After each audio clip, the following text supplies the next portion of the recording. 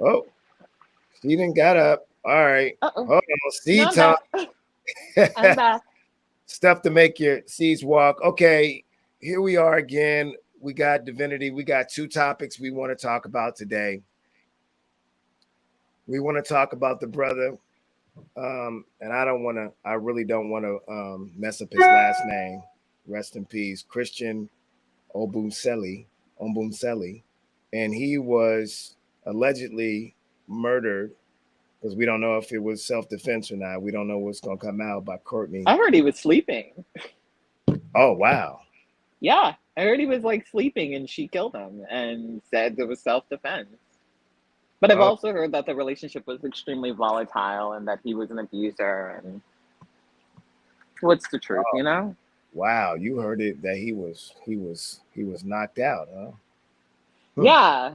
Um, and that when they found her, she was like attempting to like clean the dog off or something to that effect. Like she was very concerned about the dog's well being, and the dog was freaking out because he just saw a dude get murdered. Like the person trying to comfort him was like Wow, that's the interesting. murderer.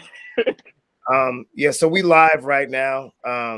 But and I'm gonna let some people get in the room and whatnot. I have to read more on that. But I Yeah, I use don't know that that's exactly what I heard that on a podcast. I okay. did.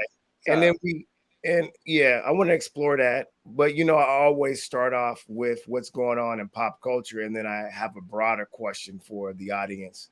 And the question is like, should we support families of black people who disown or degrade black people after their death? But I also want to talk about this thing with Benzino and Shauna Brooks, the transgender woman, who outed him, what I'm saying, the other day. And people's, perspective on that. And I just want to I just want to be on code. I want to know if there is a code, with outing, what I'm saying, straight people who are bigots. I mean, are they allowed to get outed? We're gonna get to that. You don't have to, we don't have to mhm. talk about that right now, but it just seems like people are on this. That's what Benzino gets. You know what I'm saying?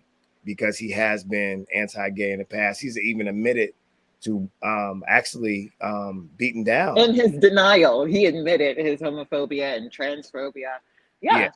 Yeah. So he admitted he said, I'm from Boston and we used to beat up gay people. I'm like, oh wow. Yeah.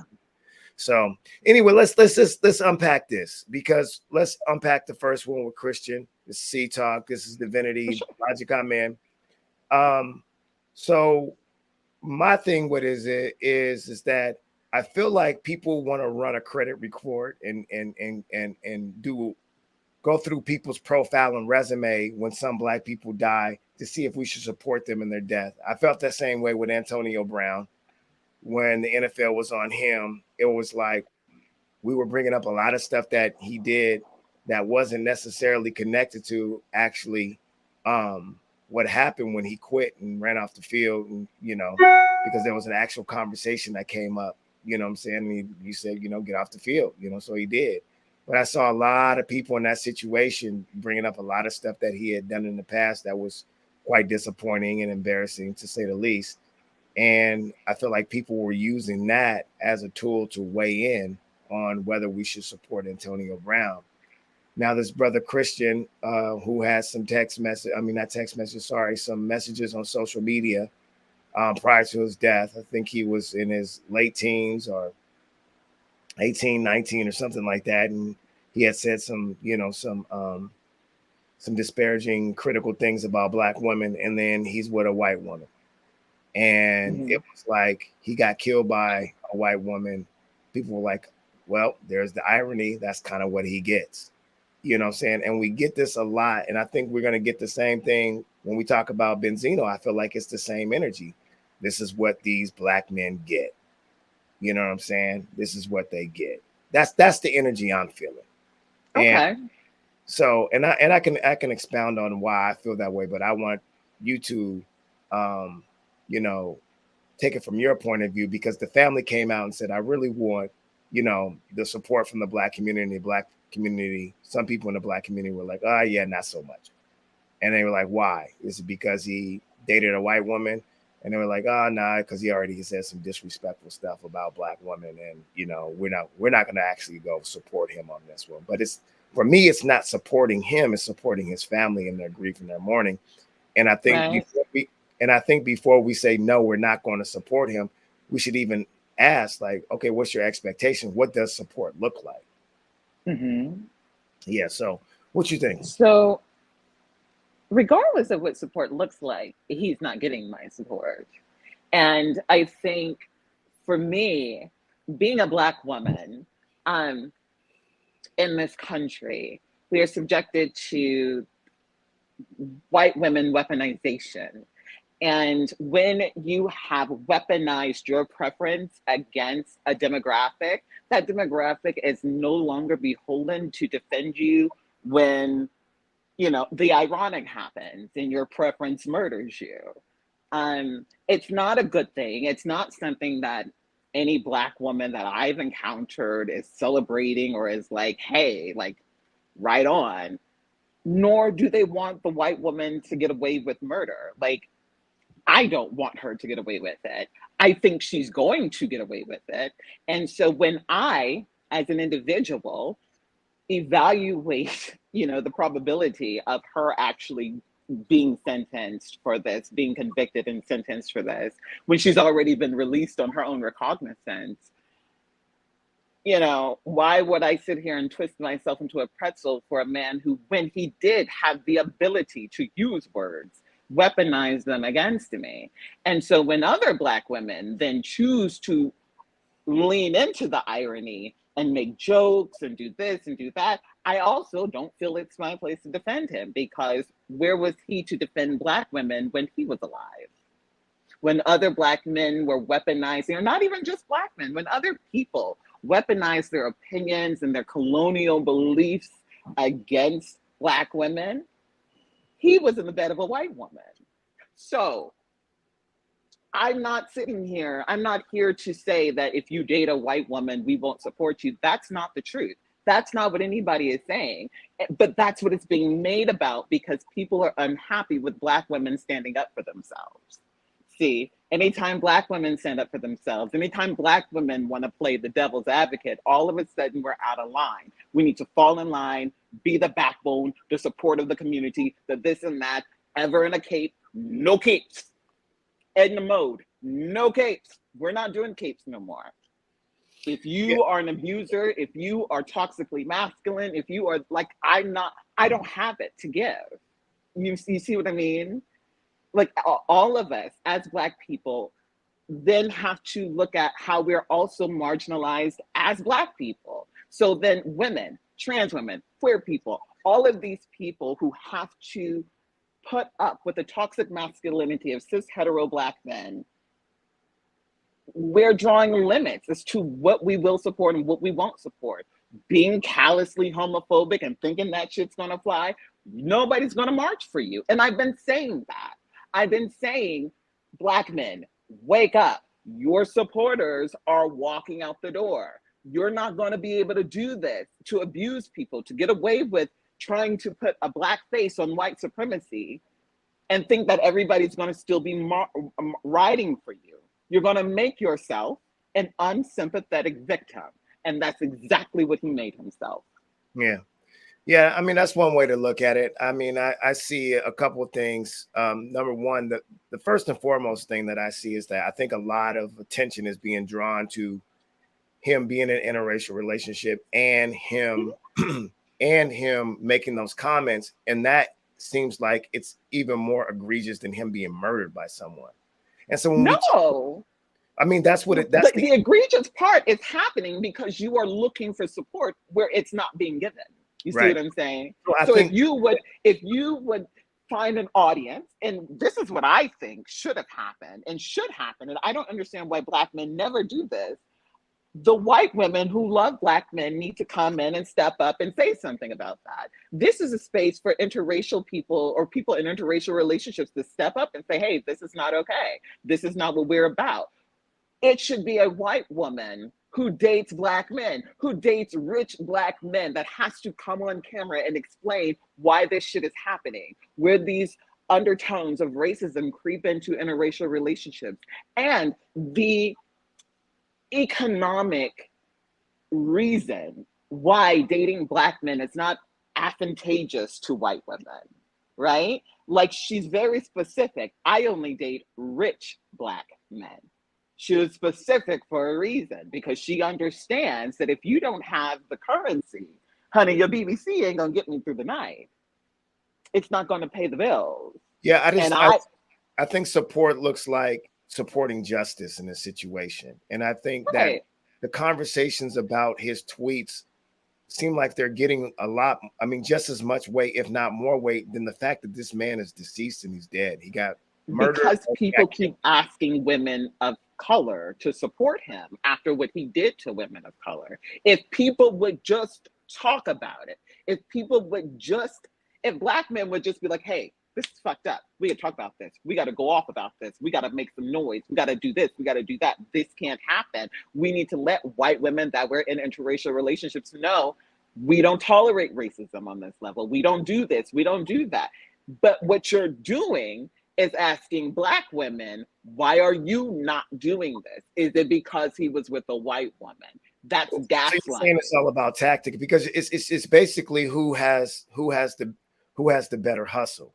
Because you're doing the same thing by proxy. If black men came out in droves and said, hey, we need to support the justice for this person, you know what I'm saying, for Christian, and don't say specifically black woman, then you're saying then black women would support it, no. and black people. But I mean, so then it's the same. But you don't need black women. This man loved white women. White women all the time talk about their love of the BBC. If this is such an issue, if you recognize the gravity of the situation, why are you not petitioning white women to help you? No, why is the onus all on black women? I think that you should. I think that's a part of the equation in the support. I think one of the things that I said, one of the many things that I said, and said, like, everybody's just getting mad at black women for not attaching themselves to the situation, instead of getting mad at the people, other people. There are a lot of people not paying attention to the situation, not just black women. Let me just finish my point real quick. Oh God, I'm sorry. One of the many things that I said, as I said, that we should support the white family to want justice for his death too. And we should support white people, you know what I'm saying, wanting justice to be served, you know what I'm saying, and maintained in this situation also. Right. I also said another thing. I also said that if Candace Owens was to be murdered by her husband, I would support the justice of her. Okay. Her killer's coming, you know, her killer or whatever, you know, justice. I would want justice for her. So how do you think that black women are preventing justice from happening? I'm not saying they're preventing it at all. I'm saying at least. So then why do they need to be the arm of the law in this situation? Well, I've never ever specified black women. I said black people. Yeah. Okay. I said, should we support the families of black people who disown and degrade black people? So I'm not one of those black people saying, right, specifically black women, you guys need to get on board, or you ladies, you know what I'm saying, need to get on board and support this black man. I'm not one of those people. I'm saying that we should support justice no matter what, because the next day it could be you. You being you're right. You're right. And I'm a person myself who has said very volatile things online. And so if something, God forbid, knock on wood, something did happen, and people went to my Facebook and like, oh, wow, she said this, she said that, she says this. But I say volatile things to get people's attention, to get you to see where you're not, like, if you're weaponizing your colonial beliefs about gender against me, I can weaponize somebody else's colonial beliefs about race to you. And you can say, oh, but you're black too. Yeah. You're black too. And you're holding me to a colonial standard of gender that you don't even understand. And you think it's funny, it's a joke, it's ha-ha. But when I point out that you live in a glass house as a black man, you don't have room to really disparage anybody. Like, I was talking to a man on a dating app, and he was like, have you ever been a man? Like, not a hello, not how are you, what is your name? Have you ever been a man? Have you ever been incarcerated? Are you property of the state? Are you now, or have you ever been? Can you vote legally? Like, don't, like, when we start stereotyping people, like, Black men, like I said, live in a glass house. So eventually, people are going to get tired of the back and forth. And that's where we are. And it's unfortunate that this person, lost his life and is now in that limbo of, we want the support from the Black community. I think Black men have very adamantly said that they support this. And all the Black women I have heard have said, it's fucked up that he got murdered. Excuse me, it's messed up. But I think but what I don't understand is, like, I don't feel like Black women are the entirety of the Black community or the Black experience, and that white women are married to Black men all the time. And nobody, like, for instance, when George Floyd was killed, his girlfriend was like, oh, we just want peace. We don't want anybody to go out and protest and do all that jazz. We just want peace. As far as I And remember, for me, too, right? She was a white woman. Right. And for me, when I heard her say that, I was done. I said, oh, okay, that's fine. And I was done for a very specific reason. Because every time something happens to Black people in the media, anything, a white person calls them the N-word, anything racist happens, the victim, the Black person, is always asked by the media, do you forgive them? They feel really bad about what happened. Do you forgive them? And the person of the victim is always forced into this awkward position through social pressure of saying, yeah, I forgive them, and I don't want anything bad to happen, and I don't want anybody. This is a spiritual warfare that Black people are not really cognizant. I don't know if they're cognizant of it or not, but what they're doing when they do this is they're killing momentum.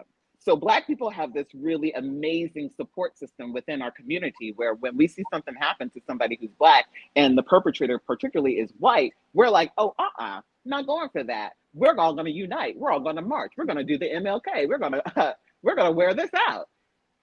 The reason that they have the victim go on TV to say, oh, I forgive them, and I don't want any issues, and I don't want you guys, I just want y'all to be peaceful, is to kill that momentum. Because if they go out there as the police, the mayor, the governor, whomever, they're adding fuel to the fire of the agitator, right? Because a lot of times who they're marching in is the police. So if they come out and say, oh, well, we just want you guys to be, they're not going to hear that. They're going to ignore that. But if the victim comes out and says, hey, you guys need to be cool. You guys, I don't want any problems. All of a sudden, that kills all the momentum that have been levied, that was coming. It's all gone. Everybody's like, oh.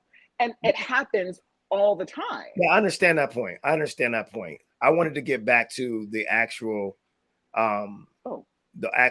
point of where's the threshold? Because this Black man, I would say, from a distance, my cultural diagnosis would be a person. He's a Black man who suffers from post-traumatic slave disorder. There's some kind of he's not from America, is he? No, but we're slaves all over the world. There's slaves in Africa. they suffer from white supremacy. Especially when you come to I know that, but hold on, let me just finish. When you come to America and you experience the American brand, you know what I'm saying, of racism, when you start to think that you're better than other Black people, when white women are better than Black women, that is a brand of white supremacy and racism, no matter where you came from. Once you come into America, once you start to adopt those ideals and those principles and that value system, then you suffer from a form of trauma, thinking that your people are less than white people. And for whatever reason, and like as if you're different than the black women that you're disparaging it, as if you didn't come from a black woman and that you Right. don't black women in your, you call yourself African or whatever. There are black people all over the world with different Mm-hmm. nationalities. He just happens to be from Africa. So Right. what is the line? Because I know there are black people who work for white corporations and put their ideas and their ideas and ideals and value system above, you know what I'm saying, the collective interests of black people.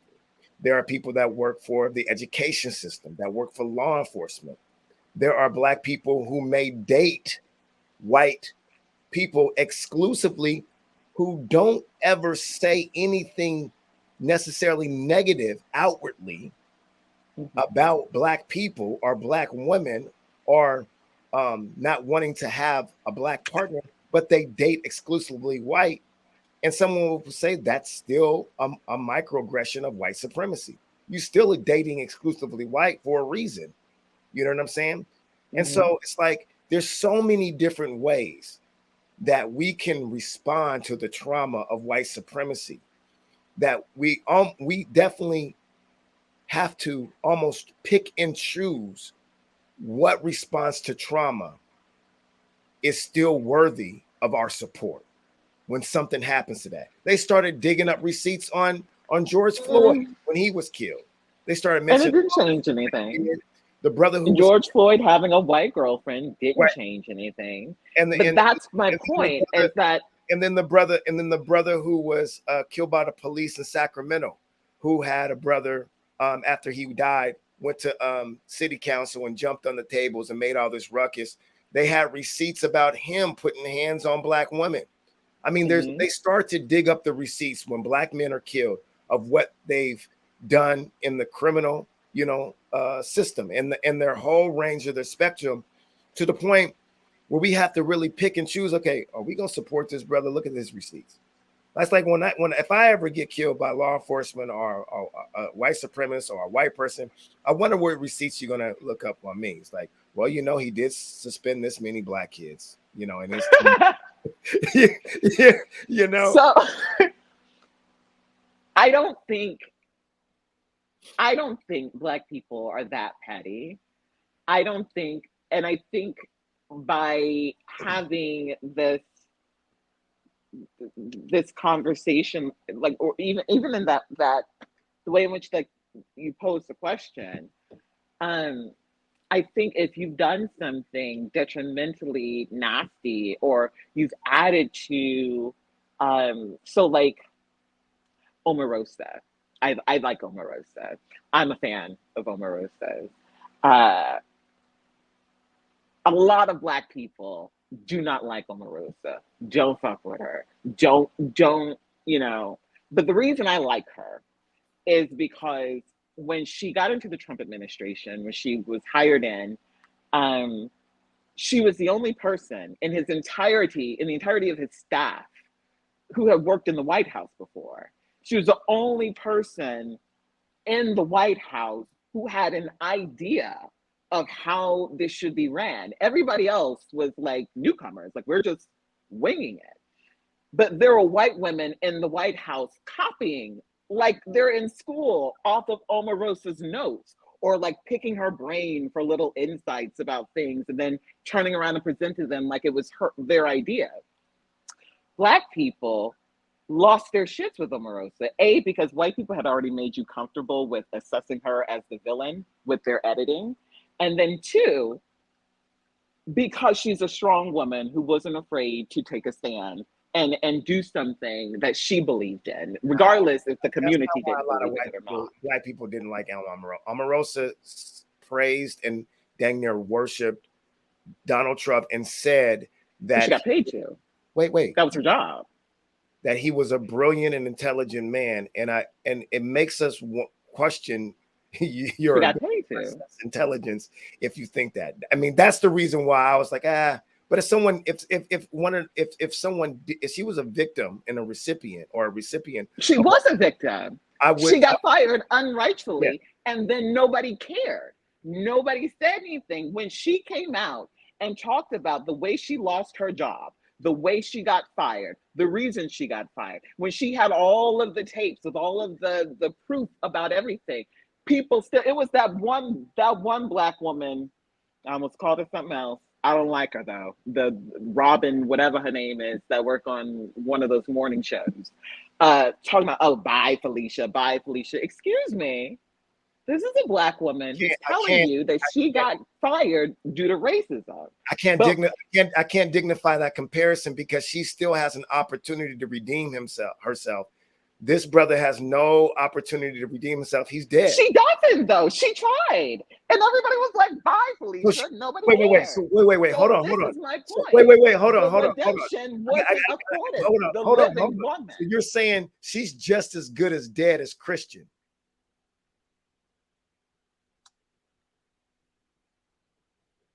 I would say that the way that people make being canceled sound, yeah. I would say so. Yeah, I agree to disagree on that one. I would say the way that people fear being canceled, the way that people fear people finding out they're in a relationship with this one or they're doing this, yeah. Okay.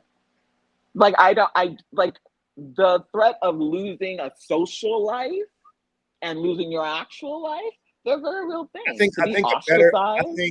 I think a better comparison professionally would be Chrisette Michele, who just decided to sing at the inauguration. And hey, that is a comparison. I don't like her, so that's a comparison like you would have to make. But I do think that is among the same thing, where Black people, when they decide we're done with you, we decide we're done with you. When we decide you've crossed that line, you've crossed that line. And so, unfortunately for him, for a lot of Black women, he's crossed that line. A lot of Black women have burned their capes. In the 60s, they were burning bras? Now we're burning capes. And I'm not looking to salvage my cape to defend people who don't like me. And so often in this community particularly, there are a lot of Black men who don't like Black trans women. And I am not one who has the emotional maturity to be there for them in their time of need. No, that's fair on your accord. I mean, there's plenty of people that are out there that are willing to support them. I've said the same thing about Bill Cosby for different reasons. I'm not going to support him. Why? Because number one, he's never asked for my support. But what should be number one, but it's number two, is that he has all the resources in the world to support himself. He don't need my support. Feel the same way about R. Kelly, all that stuff. So, anyways, let's keep it moving. As we move forward about talking about the support, it came out like a week ago. Stuff was all cool a week ago. Benzino gets exposed by Shauna Brooks. First, he got exposed. Now, I'm hearing at some point he got exposed by his girlfriend.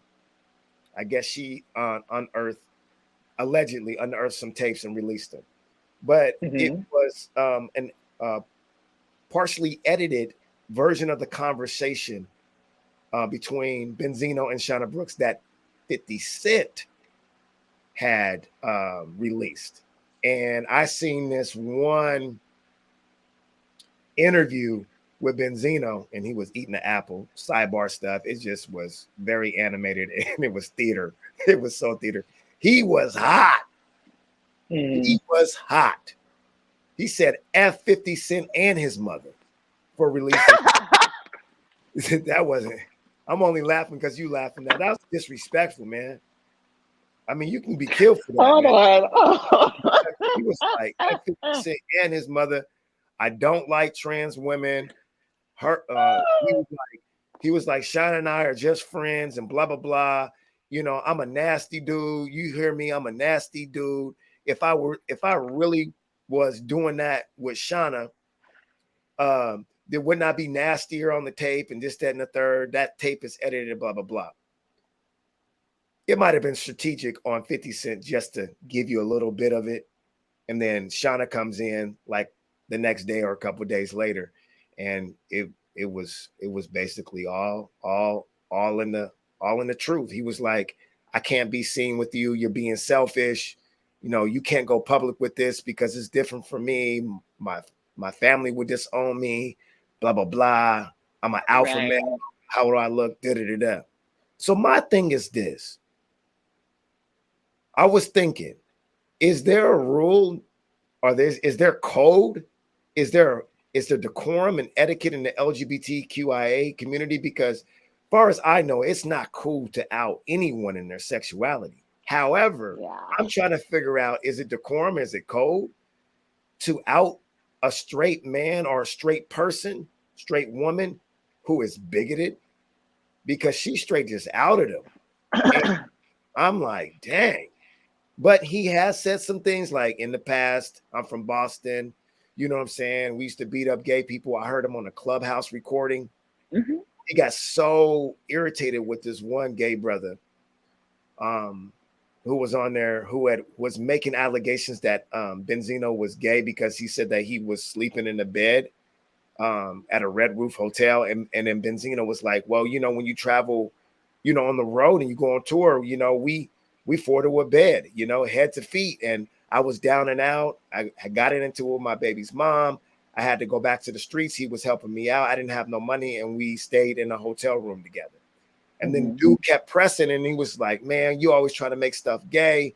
And then it went from 0 to 100 real quick. He started saying very anti-gay, bigoted things towards this guy on the Clubhouse. I mean, it's out there. You can go listen to it. I mean, he was going. Oh, I've heard him. I've heard him. But here's the deal before you get started. Okay. I feel bad and I empathize with Benzino for this reason. Me being a straight cisgender man, I understand that it's not an insult if someone thinks that I'm gay, because I'm not. Okay. But it's not an insult if people think, oh man, you like trans women. I know what I'm attracted to. I'm not. But if they're saying it to like demean me and disrespect me, I know what that is. Like me speaking proper English. They say I sound white, you know. They used to say I sound white.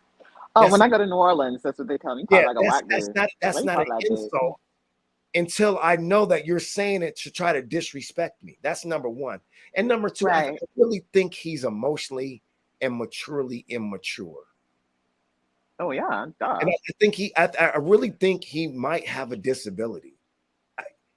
Well, he's education and emotionally immature. World, yeah, I think he has a disability. I really do. I really think he has a maturity disability.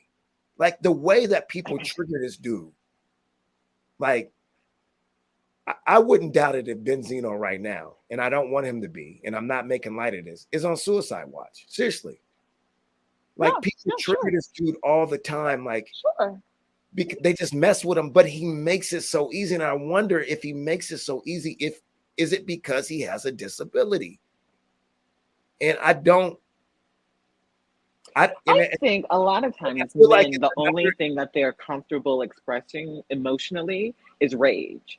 And so he's one of those people who seems really comfortable in his rage mode because it's how he can express his masculinity and an emotional tirade at the same time.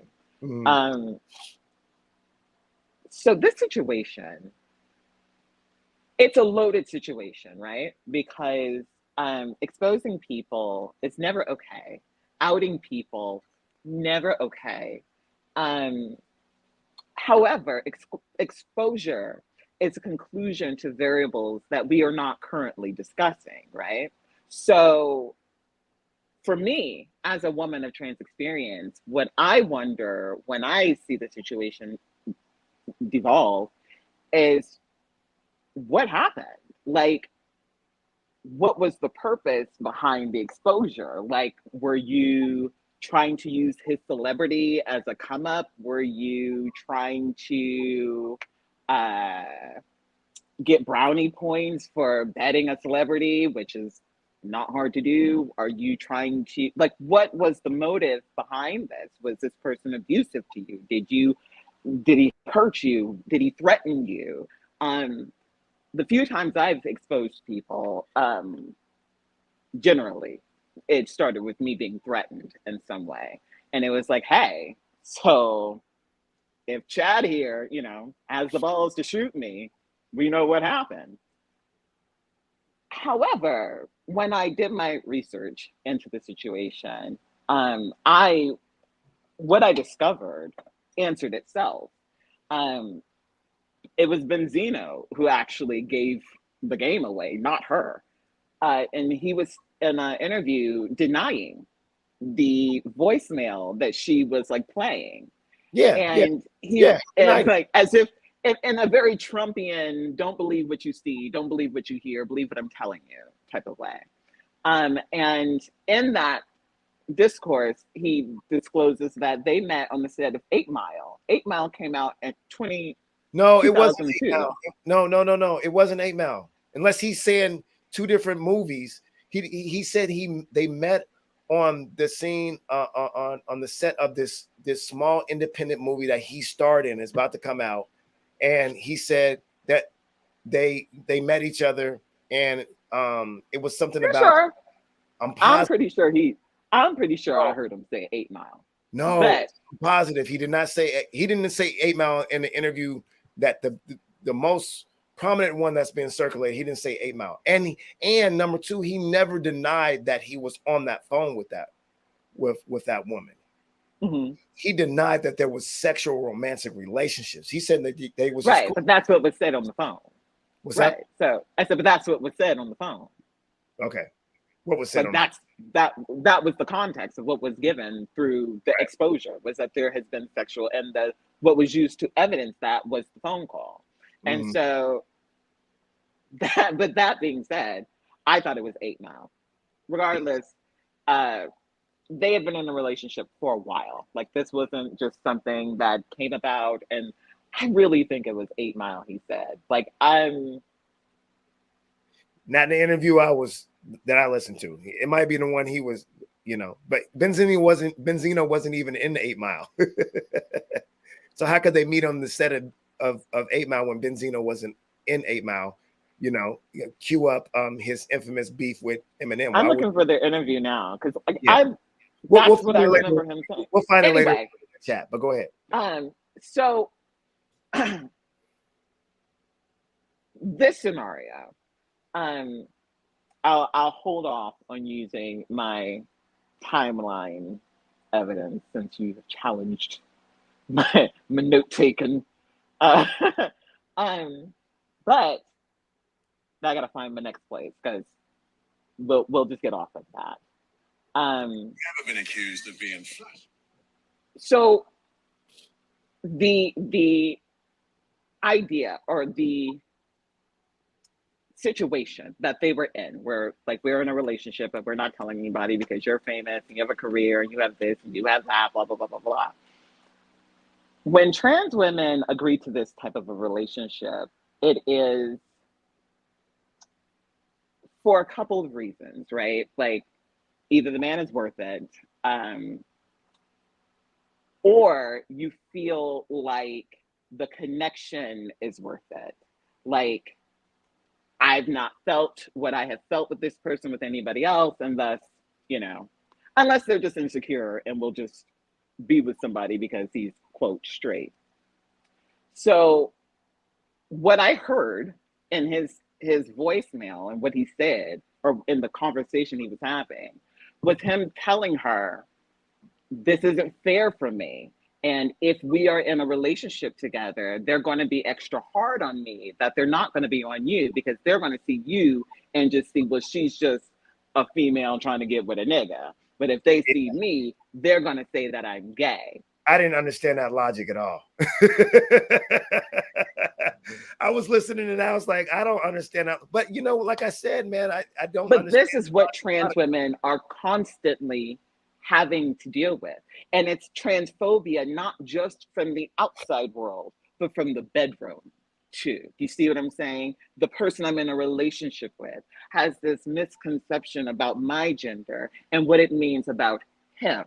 And so this is why I no longer entertain the question from people about, oh, well, are the men who date you gay or are they straight? Because it's a roundabout way of delegitimizing the womanhood of the trans woman. Like, if it's inappropriate for me to call you a man, right? It's I can't say that. I can't say him, he, man to you. But if the man that you're dating is gay, well, then aren't you a man? That's what we're doing. And I'm not doing that. Like, I don't participate in that discussion. So I take real umbrage with the notion of like outing a man for dating a woman of trans experience, and particularly somebody as lovely as Shauna. But as far as, do we feel bad for Benzino when this happens? I do have compassion for him in the situation because I don't think anybody should be outed. However, that compassion dries up when he then does the narcissist thing and tells you to believe what he says instead of what you heard. And then it's like, okay, I'm starting to see the unsafe aspects of your personality here and understanding why it's needed, honey. You needed to be exposed in this moment, or not needed to be, why she felt you needed to be exposed in this moment. That being said, I don't think that he is a victim, right? I don't think that he is lost anything. I don't think that this proves that he is gay. And I think that the pushback from the community should be from other cis hetero men saying, I don't think this makes you gay. I think that in this moment would have been the healing factor, right? If his brothers came up and were like, you know what, she's a beautiful woman. I don't think you're gay for that. I'd have smashed you. I don't know who, like, I don't know. I don't know how men relate to each other. But again, we're depending on. I think the most supportive thing that a cisgender straight man could do in that situation, what I would do is tell the truth. No, to support Benzino in this whole thing. I would just be like, man, okay, you safe, you healthy and consented adults, you comfortable with that? It's what you comfortable with, bro. Okay, that's what you're trying to do. That's what you're trying to do. You know what I'm saying? I don't like the fact that, and until Shauna came out and released the tape, it had a whole bunch of even more nuance to it. Because when 50 released the tape, I was thinking, well, that's kind of messed up for Shauna Brooks, because what if they want to keep it on the under, and now they're like, and I think that Curtis is not getting enough airtime in this whole conversation because he was completely out of line. Yeah, now Shauna Brooks' life's in jeopardy, because what if, Benzino didn't know that he was releasing it? Now he's so mad at 50, but he ain't gonna take it out on 50. He gonna take it out on Shauna Brooks. And then that part. And then Shauna released it, and I was like, oh, okay, well, they must feel really confident in that. But I also thought about this. It's really getting kind of gross and clumsy and lazy when straight people are using trans people to like get back at people. I thought about Nicki Minaj and how she outwardly admitted how she used to use trans women to get back on men, and when she was, a sex worker and whatnot and living that life, and to bribe them. She said that, or to get revenge on them. She said that she would send trans women to cisgender straight men to like entrap them and be like, well, that was a trans woman, and then hold it over their head either to get revenge or to bribe them. So, but what does that do to you? As a man, what does that do to you? Well, to a lot of men. No, you can answer that question. That is a direct question to you. What does that do?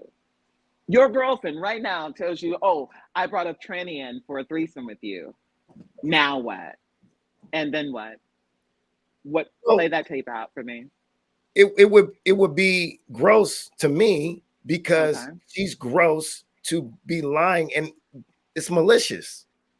What else are you capable of doing? Like, why would you do that? What's the point? Why not just say I'm going to invite a trans woman to a threesome? Oh God. Okay. That's it. Like, what else are you lying about? Okay. Something as delicate and sensitive as sex and sexuality. What else are you lying about? It would be the same thing as this. Wait, hold on. Let me give you the equivalent. Let me give you the equivalent. And I've dealt with this many times. There are plenty of bi women out there, and I've had conversations with several, saying, "Oh, it's okay for them to be bi," but as soon as the guy tells them, saying, "Oh, I'm bi and I've been with men, or I might be on the DL, I do it safe, but I'm on the DL," it's like, you betrayed me, you lied to me. And it's like, I even asked one sister that, and she's like, "Oh no, that's where it stops." Okay, I got a pH. You're conflating two different things. pH balance. I was like, being on the DL, and being bi are not the same thing. And I don't want you to confuse or conflate them, or to confuse your audience. I'm not trying to confuse or conflate it. What I'm saying is this: is deception. I'm telling you that women get upset. They can be bi, they can like women, but as soon as a man says, "Oh, I'm bi-curious," or "I'm," and what I'm telling you is, any woman who does not allow you to have the fullness of the expression of your sexuality, whatever that is, whatever that may be, whatever experiences have led you to who you are now, if they're trying to shame you on behalf of that and tell you what your sexuality is now because of what that experience was, then they were never for you to begin with. That was never somebody that was emotionally mature enough to be in a relationship. We're saying the same thing, because if a woman brought a trans woman into a threesome and didn't tell me, but their intent was to shame me by doing that and hold it over my head, we're saying the same thing. So if their intent isn't to shame you, then what? Why wouldn't you just tell me it's a trans woman? And I've already told you that part, yeah. So here's the thing, though. When we're done, what she did in the context of that is about her, not about trans people. And so, like, I think that's really what I'm getting at, is like, what she did by having the trans woman come in and doing the thing and all that jazz, that was dangerous for her, for the trans woman, for everybody involved. Because had he found out in the course of everything, with him and just the trans woman there, things might have carried on. No, not when you attach, when you attach a bribe or blackmail or listen, I'm not. That's not the same thing. That's not clean. Okay. Let me finish. But with her there, an accompaniment, you are now introducing the element of shame. You are now introducing the element of, even if I was going to do this on my own, now I'm ashamed of what has happened here. And so that is about her. And that is also about the society in which she understands how to weaponize your vulnerability. And so when it comes to men, particularly men who date trans women, this is the unspoken rule about it, that you don't expose it because, well, it's a few things and it's layered. So give me a moment. First of all, a lot of them assume that trans women don't have a lot of options. So if you don't have a lot of options, then you're going to take what you can get. Also, they think that their straightness, your ability to present masculine, is it's trade. It's valuable. It's something you can do something with. They feel in their minds. So they feel like also him being a straight man and having the air of straightness about him and the perception of straightness about him is part of what draws her, because of her toxic femininity. So trans women often are working against their own dysphoria about gender, regardless of how they present. So you could have a girl who looks like Halle Berry, but she still is trying to prove to herself, to the world, that I'm a woman. I'm feminine. I'm a woman. I can't do anything masculine because That'll be perceived, that'll get me clocked. DL men love that because they're giving you the fantasy, right? They're giving you, you're my woman, I'm your man, I'm hyper straight, you're hyper beautiful, and you make me feel hyper straight when we have our sexual encounters. All of that is the unspoken of the DL and trans relationship. Once you have exposed someone, and once you have, first of all, that means we don't fuck with each other no more. Like, I've exposed you because I don't want you no more. Like, it's really not giving. Whatever the relationship had been giving, it's not giving now. Two, shit, I had a brain fart. I didn't smell it. I wonder what that would smell like if a brain farted. That's gross. Come on, Divinity, you got it. Come on. So that's the give and take of this relationship. You have a man who, and when it comes to men who are DL, particularly DL, I never know what their sexuality is, right? Because they're DL. So they're not telling the trans women all of the aspects of what they're doing either. So if he ran into a gay man and had sex with a gay man, there's no telling. Like, I can't say that Benzino's never had a gay man in his bed. Like, I can't say that. Men who are trans attracted, I would confidently say, oh no, he doesn't fuck men. He's not into men. That's not what he's into. When somebody is down low, I don't know. He's a liar. He's not an honest person.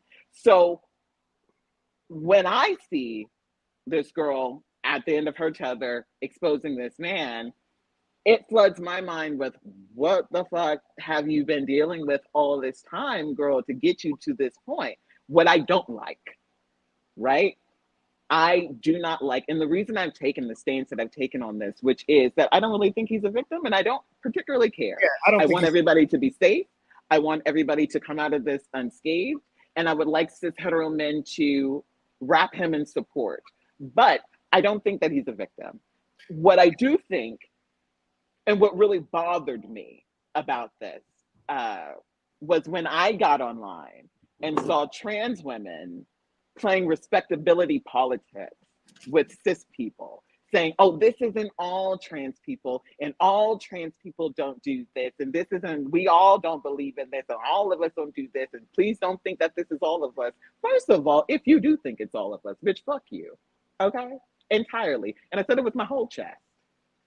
If it were all of us, it's something that we have to do to be safe at times. We don't have to, but to be safe.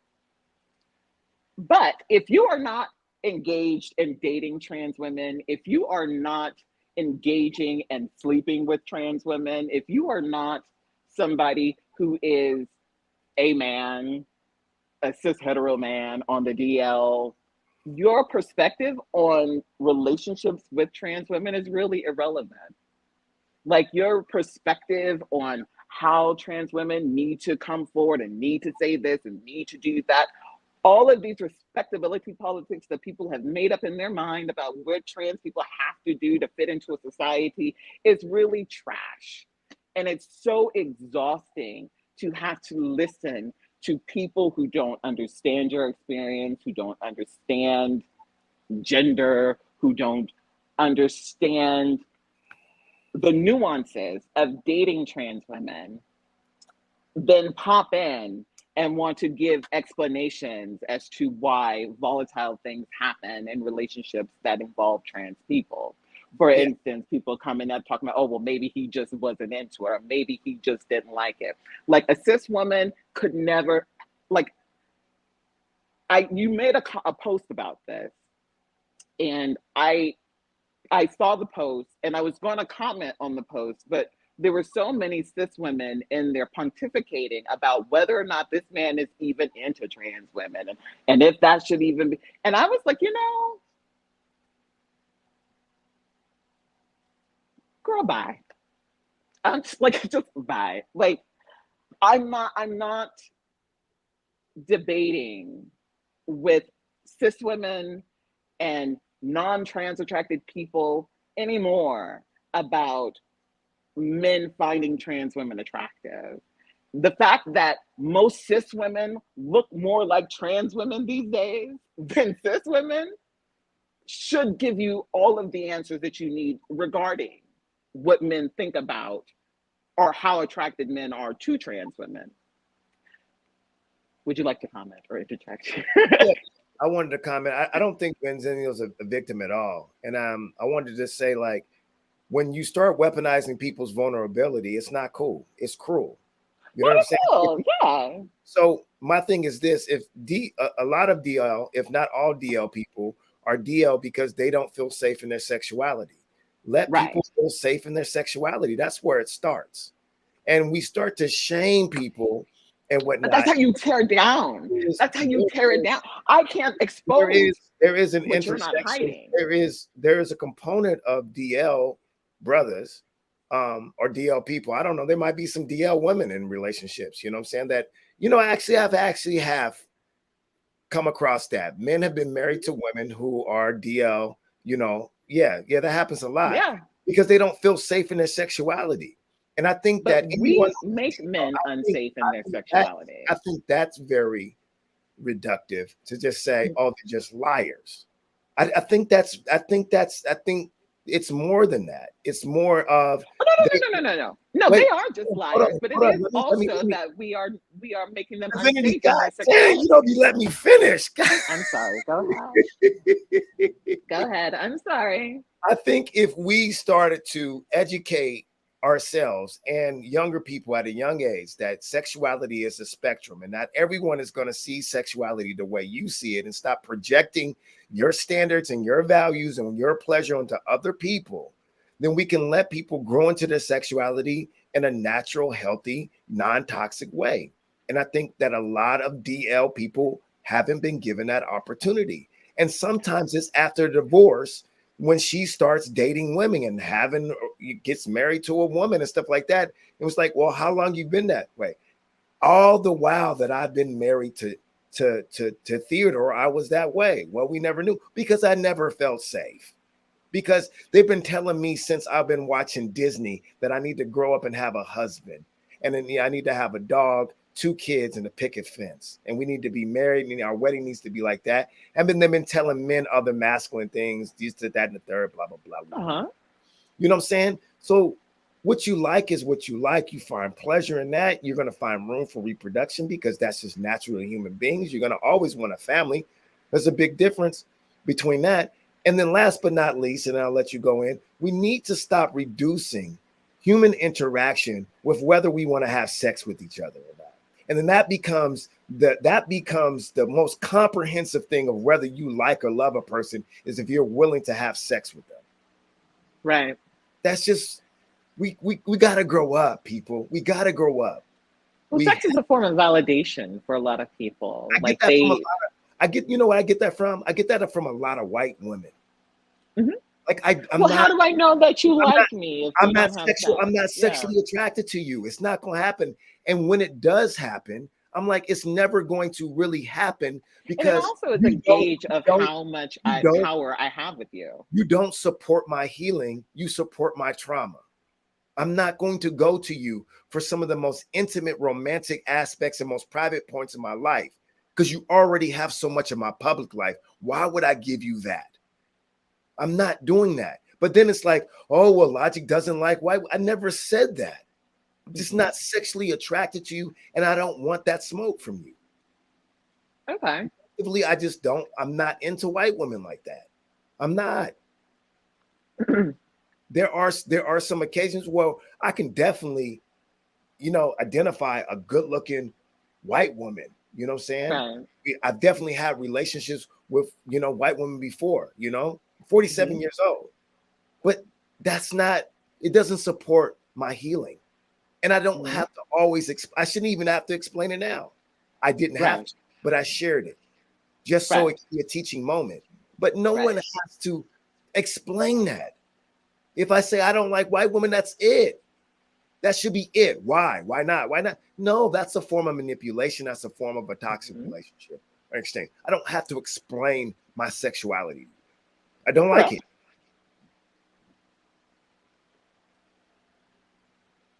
But go ahead, because I know you got. Well, I don't think that that's wrong. I think that everybody has their preferences and everybody's entitled to their preferences. Like if you don't like white women, trans women, black women, fat women, you don't have to like any woman. You don't like a man. Whatever you like is what you like. I don't like living in I'm not comfortable in a setting where men are not able to express what they like, what they want, experiences that they want to have without being immediately labeled something for having said experience. Like if I wanted to try skydiving, right? And jumped out of a plane and one time, I'm not a skydiver. I'm a person who skydived. And but there are people who do it regularly. There are people who do it every day, who jump out of planes every day with other people. So for me, like when it comes to like the situation with Benzino, I see it the way I see it, the way that I understand DL relationships to be is that they're all a form of an emotional prison. They're a form of an emotional imprisonment. So sometimes the exposure is just like, it's like your, what is the movie? Oh God. With Morgan Freeman. I can't think of the name. They're in prison, the whole movie. Shawshank Redemption. It's your Shawshank Redemption moment where you're just like, yes, I'm done. Like, screw this guy. I'm over it. I'm moving on. I'm finding somebody better for me. The thing though, with trans women, that I saw the fallout from this, it was about shaming Shauna for exposing him. It was like, you know, you're giving us a bad name. You're making us look bad. Like when we tell Black people who are running from the police, it makes us all look bad. And it's not a compassionate stance from somebody who has been in that situation before, as somebody who has been in relationship with a DL man. It's a confusing time because you're questioning like, what does this say about me? Does this say that I don't love myself enough to be with a man who wants me? And men who do openly admit their trans attraction are often viewed by the trans community as less than straight. So you've got this sort of, men are getting it from all sides, right? Like if they're open about, oh, I like trans women, then trans women say, oh, you're a chaser. You don't really even like women. You're probably just really into men and just trying to use me for a thrill. If they lie about it, then they're DL. If like they're kind of damned if they do and damned if they don't. That's deep. And a lot of trans women are so lost in their dysphoria that they don't know that they can and should demand better. So you have this cycle that continues to repeat itself because trans women will have dysphoria and down low men will be a bandage for that dysphoria. They're not a cure. They don't solve it. They often make it worse. But they're a bandage. They make you feel good. They make you feel pretty. They make you feel normal. Whereas if you gave that energy to a man who openly loves trans women, who sees your womanhood and doesn't need to be convinced of it, if we gave them the energy that we're giving these DL men, then exposing wouldn't be a thing. I can't expose what isn't a secret. If you are loving me and proud of loving me, what is there to expose? Mhm. So what I hear you saying is that Shauna Brooks was justified in exposing Benzino. I feel like it was her story to tell as well as it was his. That's what I feel. I feel like him keeping her in a prison of secrecy when he's not validating her at all. And when you listen to how he talked about her, he rarely called her by her name. He always called her the transgender. I didn't talk to the transgender. I don't do that. That's not me. He said, I don't even know the transgender. Then turned around 2 seconds later and said, well, when we met, I started working on my anti-LGBT bit. Like, what, sir, what are you talking about? Like, you just came out here with no prep, no media prep. You just came out here to deflect the story. Yeah. So if that's the case, regardless. so if it's always a person's story, then you better be sure you want the story to be told from that person's perspective when you're dealing with someone romantically. Period. Point blank. Across the board, trans or not. Yeah, How you that's why, treat people yeah, should that's why I said always matter to you. Yeah. How you are with people should always matter to you. And when you deny the humanity of the person that you're loving on, like, that's a bold move. Because there's a story I heard not long ago, actually, about vulnerability in men and how it relates to men in the society that we live in. And there's this man and woman, and they were married, and they'd been married for a long time, had a long, happy marriage. And he, one day, like it was their anniversary or something, and he took her upstairs and he was like, I want to share something with you. I've never told you this. I've never told anybody this. This is just between me and you, and it's only because I love you so much that I'm telling you this. And he pulls out this stick and he tells her that when he was born, as he was being born, his mother had all these complications, and a witch doctor did a spell and worked some hoodoo, and the birth went through fine, but his life and soul was attached to the stick. And if the stick ever touched the ground, he would die immediately. So he had to keep the stick and always keep it up on a shelf somewhere or whatever. So he told her this. She was like, well, thank you so much for telling me this. I feel so much closer to you now. I feel like we have this close relationship. And I just, yeah, thank you. So time goes by, they get into an argument, a bad argument, knockout, drag out argument. And in the middle of the argument, she grabs the stick and throws it on the ground, and nothing happens. He doesn't die. He gets up, he gets his shit, and he leaves her. And the point of the story being is that sharing your vulnerability isn't always the loving act that you think it's going to be, because everybody is not worthy of your most vulnerable secrets. I think that encourages people to be, number one, not disclose and not be open and vulnerable. I think it influences people to be dishonest and lie and always feel like they have a barrier up if they think that it's justified for that person to always tell their side of the story, which includes me also, that stuff could be put out there that I don't want everyone to know, that I thought that was exclusive to our relationship, especially if you're in an exclusive relationship. And right. So that's a tough one. That's a tough one for me, because I've had relationships with several women where they'd be like, man, can we just keep this amongst us? And I could be like, right. yeah, but however, based on what you just now said, it's it's my story too. So I'm justified in telling it. Even if I think to some extent, yeah, but I don't think I don't think that's a hard and fast rule that you can use to just tell aspects of a relationship or intimacy. I don't think that is what's warranted. This situation, the reason that I am really not very sympathetic to him is because of the way that he denied it.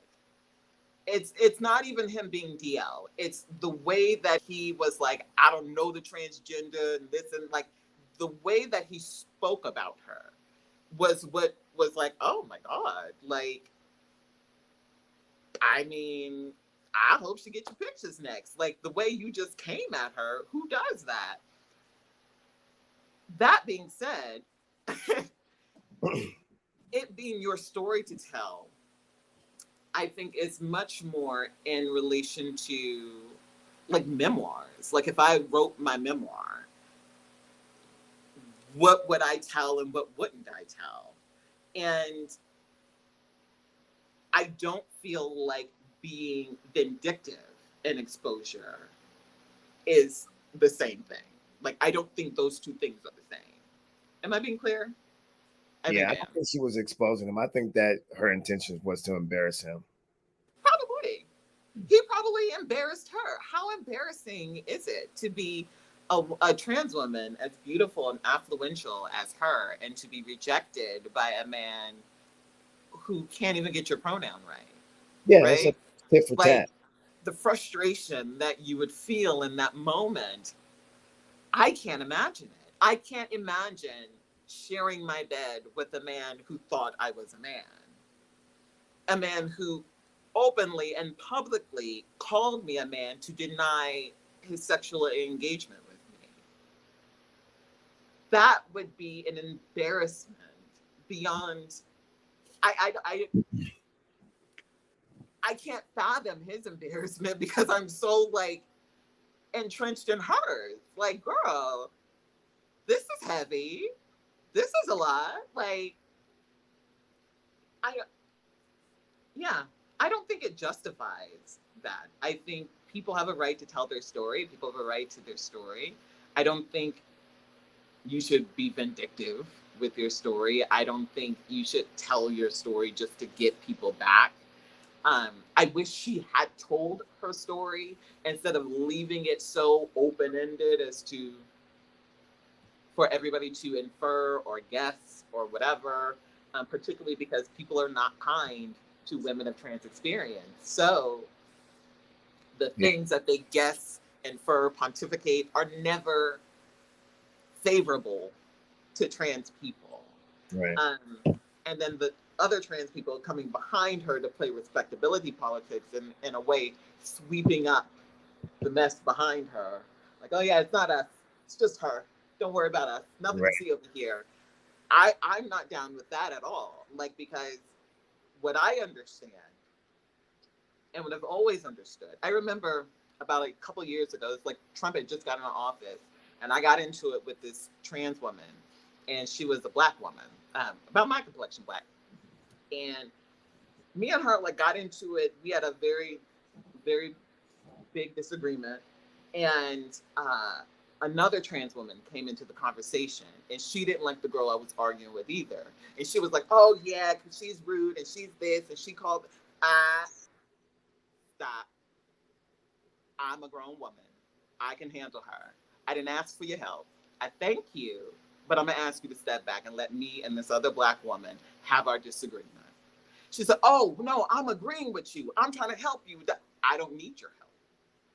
She is all of my size. I got her. Thank you. And she's losing the argument.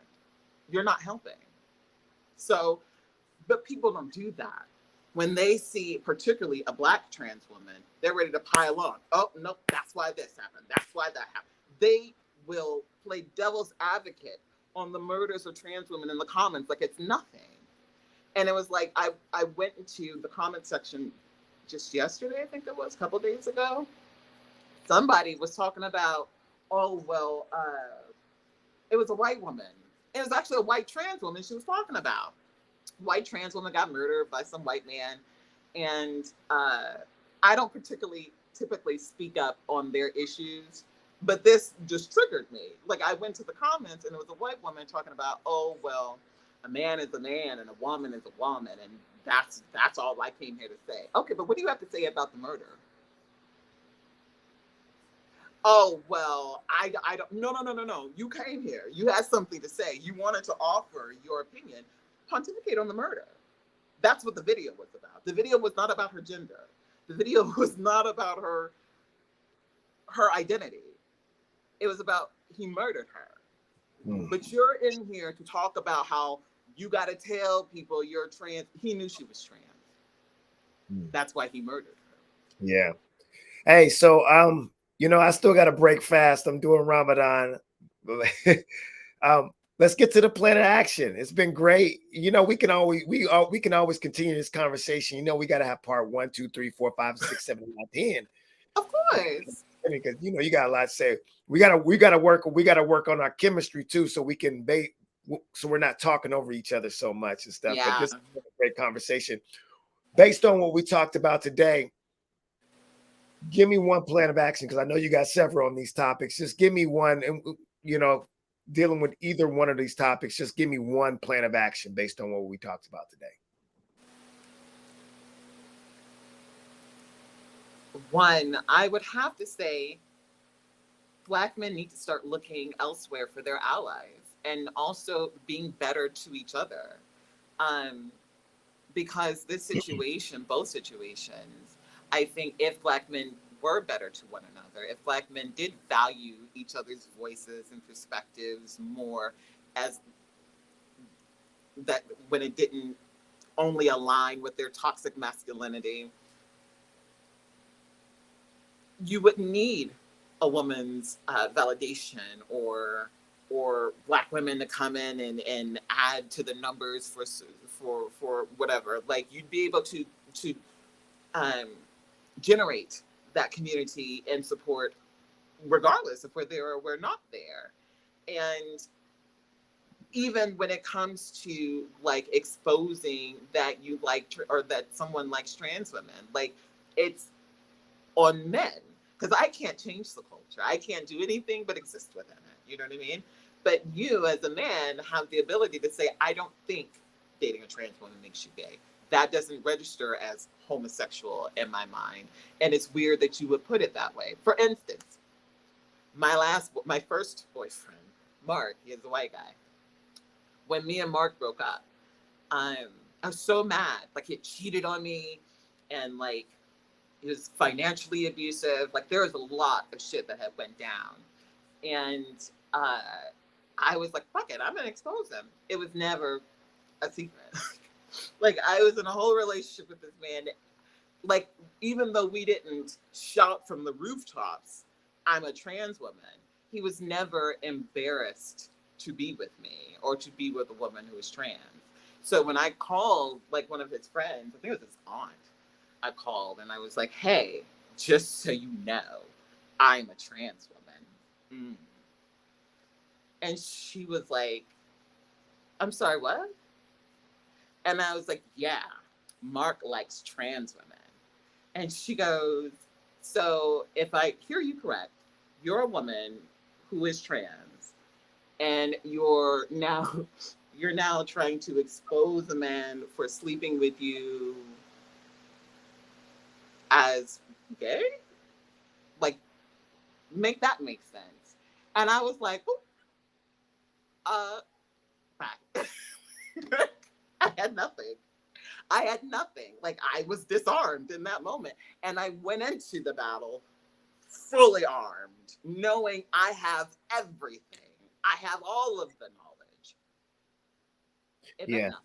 Yeah, but that comes from the community. That comes from other people making, like, not sensationalizing someone being trans, because that can mean a myriad of things. She could be trans and be a sex change. She could be trans and be F to M. She could be like, we don't know. And so that is the plan of action. Men supporting men. Yeah, that's a good one. I like that one. My plan of action would be use headphones. When in a relationship, create those safe places for people to be vulnerable and for them to tell their story, and to make sure that you have an agreement between you two what stories are going to be told throughout the relationship and post relationship, if that's what's going to happen. But you first start by creating a safe place to be vulnerable, And then people won't have to keep, they won't find so much incentive and an investment to keep things away from you that you can use against them once it's over.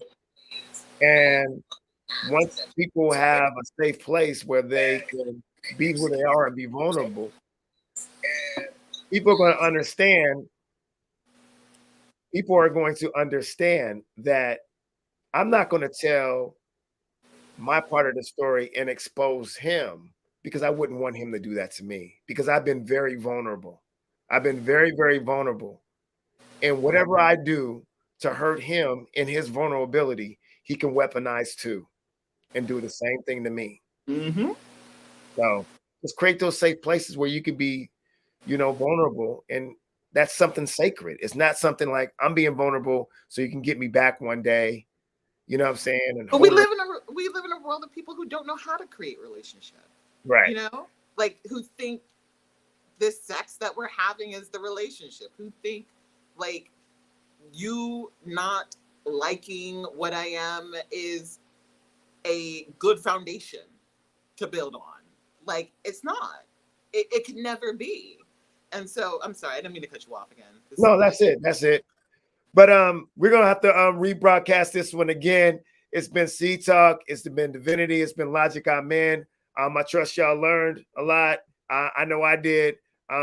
Hey, we'll see you next time. I love y'all. Peace. Check us out. We out.